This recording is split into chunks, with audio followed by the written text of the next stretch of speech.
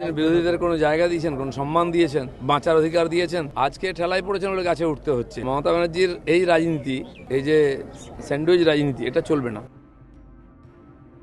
প্রথম দ্বিতীয় বলে কিছু নেই, সব কাজই করতে হবে একসঙ্গে।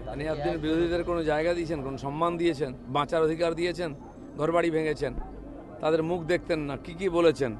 আজকে ঠেলায় পড়েছেন বলে গাছে উঠতে হচ্ছে। শুনুন, মমতা ব্যানার্জির এই রাজনীতি, এই যে স্যান্ডউইচ রাজনীতি, এটা চলবে না। আজ মানুষ ওনাকে ধাক্কা দিচ্ছে, চুপ করে বসুন না, কিছুদিন দেখুন কি হচ্ছে। কেউ আপনার সঙ্গে নেই, আপনার পার্টির লোকেরাও নেই। পার্টির লোকেরা ঘর ছাড়া, তাদের খোঁজখবর নিন। ছাড়তে হবে, গণতন্ত্র, মানুষের রায়। উনি ড্রামা করেন একটু খবরে থাকার জন্য, তারপর লাইনে এসে যান। সবাই দেখতে পেয়েছেন। সরকার ছেড়ে দিল, আর হোয়াটসঅ্যাপ গ্রুপে কি আছে? এ তো রোজ হয়, রোজ যায়। সেক্রেটারি এবং বাকি অফিসারদের সঙ্গে কথা বললাম। কাজকর্ম, কতগুলো ডিপার্টমেন্ট আছে, অনেক বড় ব্যাপার। কার কি কাজ আছে, সমস্যা কি আছে, এই নিয়ে কথা হলো। আমি বললাম যে ঠিক আছে, এবারে তো পঞ্চায়েত এখানে বসে হবে না, পঞ্চায়েতে যেতে হবে, গ্রামে গিয়ে আপনাদের সঙ্গে গিয়ে জেলায় বসে আমরা ওখানকার সমস্যার সমাধান করবো।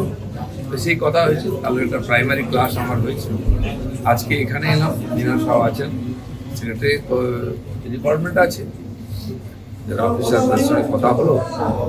প্রাথমিক কাজকর্ম এখতিয়ার কতটা কি করেন, ট্রেনিং ইত্যাদি কথা হলো। এমএসপি নিয়ে আমাদের চিফ মিনিস্টার বলে দিয়েছেন যে সমস্ত কিছু নিয়ে রিভিউ হচ্ছে, ভাবা হচ্ছে, কৃষকরা যাতে সম্পূর্ণ তার মূল্য পায় সেটা চেষ্টা আমরা এখন প্রাথমিক স্টেজে আছে। এখন মন্ত্রী ইত্যাদি দপ্তর ভাগ হয়নি, তবে আলুর ব্যাপারটা নিয়ে আমরা খানিকটা ডিসকাশন করলাম। কত ক্যাপাসিটি আলুর আমরা রাখি, এবারে বেশি আছে, খরচ বেশি হয়েছে।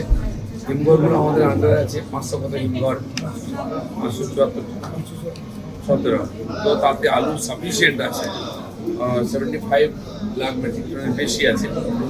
আর সেটা আমরা যাতে অন্য রাজ্যে আলু পাঠানো যায়, সেটাও সিএম কাল বলেছেন যে সারা ভারতবর্ষে আলু পাঠানো, যাতে আমাদের কৃষকরা, ব্যবসায়ীরা লাভ করতে পারে। আলুর বস্তা ফেলে দেওয়া হয়, আলুর দাম নেই, বস্তার দাম পাওয়া যায়। তো সেই পরিস্থিতি তুলে নিয়ে আসা যায়।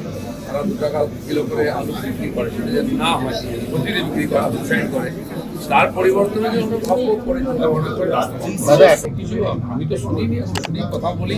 এনার যে এক্সপিরিয়েন্স আছে সেটার সব কথা বলে জানাবো। কাজ যেখানে বেশি হবে সেখানে বেশি সময় নিতে হবে। নিঃসন্দেহে সব জায়গায় যাবো, সব অফিসে গিয়ে সবার সঙ্গে কথা বলবো।